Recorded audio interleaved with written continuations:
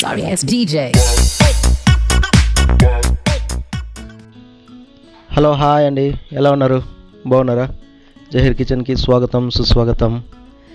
ఇవాళ అయితే మనం ఒక కొత్త రెసిపీతో మళ్ళీ మీ ముందుకు వచ్చానండి. అదే సగ్గుబియ్యంతో పాయసం తయారీ విధానాన్ని తెలుసుకుందాం. ముందుగా అయితే సగ్గుబియ్యం ఒక బౌల్లోకి సన్న సగ్గుబియ్యం అంటారు. ఇది చూడండి ఎలా ఉన్నాయి చూసారా. ఇది ఒక బౌల్, ఒక కప్పు తీసుకోండి. దీన్ని ఏం చేయాలంటే మనము ముందుగానే రేపు చేసుకోవాలంటే ముందుగా నానబెట్టుకునేసారు ఆ రోజు నైట్ అనమాట. ఒక 2-3 టైమ్స్ కడిగేసి నీట్గా నీళ్ళు పోసి నానబెట్టేసేసేయాలి. ఇలాగే ఇలా నానబెట్టేసి పక్కకు పెట్టేసేసేయాలి. తర్వాత పెసరపప్పు ఒక చిన్న కప్పులోకి తీసుకోండి. దాన్ని కూడా ఫ్రెష్గా ఒక 2-3 టైమ్స్ కడిగేసేసి అది నానబెట్టండి. అంటే సగ్గుబియ్యంతో పాటు కాదు, సగ్గుబియ్యం నైట్ నానబెట్టుకుంటే మరుసటి రోజు మార్నింగ్ చేసుకునే ఒక హాఫ్ అన్ అవర్ ముందు 15 మినిట్స్ ముందు నానబెట్టి పక్క తీసి పెట్టుకునేసేయాలి. అలాగే ఒక కప్ మిల్క్ అన్నమాట, ఒక బౌల్లో మిల్క్, బెల్లం తగినంత, ఆ స్వీట్కి తగినంత బెల్లం తీసుకునేసేయాలి. ఇంత అండి. ఇదైతే ఈ రెసిపీ బాడీ ఎంత వేడి చేస్తున్నా కూడా కూల్ చేస్తుంది. అలాగే యాలకులు ఒక 3 టేస్ట్ కోసం. చూసారా ఎర్లీ మార్నింగ్ నానబెట్టుకున్న సగ్గుబియ్యం ఎలా ఉందో చూసారా. ఇలా అవుతుందన్నమాట. చూసారా. అలాగే డ్రై ఫ్రూట్స్ కొద్దిగా కాజును బాదము తీసుకునేసేయండి కొద్దిగా. ఇంకా తయారీ విధానానికి వెళ్దాం. స్టవ్ వెలిగించుకునేసి ప్యాన్ పెట్టుకొని అందులోకి నెయ్యి వేసుకున్నాము.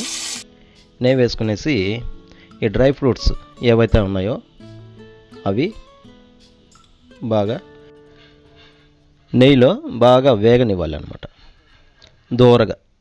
అంతే. ఇది తీసి పక్కన పెట్టేసుకునేసేయాలి. ఈ వేగుండేది ఈ డ్రై ఫ్రూట్స్ అన్నీ పక్కన ఒక ప్లేట్కి తీసుకునేసేసేయాలి. ఇలాగే.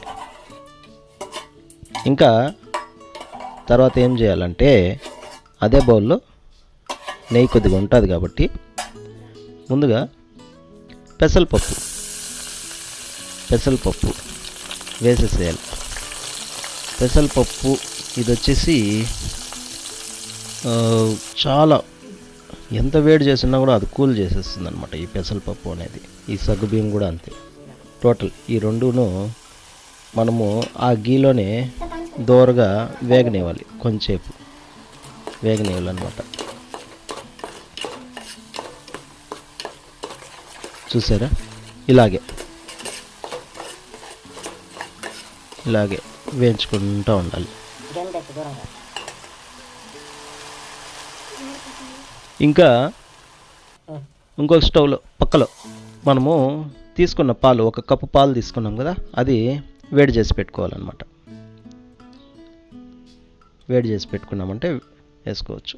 ఇది దోరగా ఏగింది కదా, ఇప్పుడు కొద్దిగా వాటర్ వేసి బాయిల్ చేసుకోవాలన్నమాట. ఇది బాయిల్ చేసుకున్నామంటే ఆ పెసరపప్పు అనేది, ఆ మూంగి దాల్ అది ఉడకాలి, బాగా మ్యాష్ అవ్వాలన్నమాట. చూసారా ఉడికిపోయింది. ఇంకా కాగబెట్టుకున్న పాలు ఇందులోకి మిక్స్ చేసేసాం.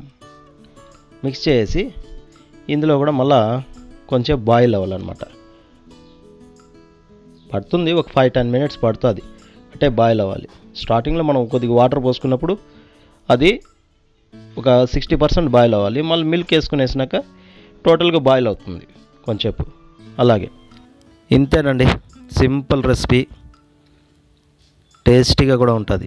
ఇంకా ఇందులోకి బెల్లం యాడ్ చేసుకునేసేయాలి. బెల్లమే వేయాలి, బెల్లమే ప్రిఫర్ చేయండి మీరు స్వీట్స్కి అంతా. షుగర్ కన్నా బెల్లం ద బెస్ట్, ఎందుకంటే టేస్ట్ కూడా ఉంటుంది. ఈ పెసరపప్పు సగ్గుబియ్యము ఈ ఇంగ్రీడియంట్స్ వేసి చేసామంటే భలే టేస్ట్గా ఉంటుంది. బాడీ కూడా ఇమ్మీడియట్లీ మీకు కూల్ అయిపోతుంది. ఎంత వేడి చేస్తున్నా కూడా కూల్ అయిపోతుంది. ఒక అద్భుతమైన పదార్థం అన్నమాట ఇది. చూసారా అంతా ఫినిష్ అయిపోయింది. ఇంక ఇందులోకి డ్రై ఫ్రూట్స్ యాడ్ చేసుకునేసామా.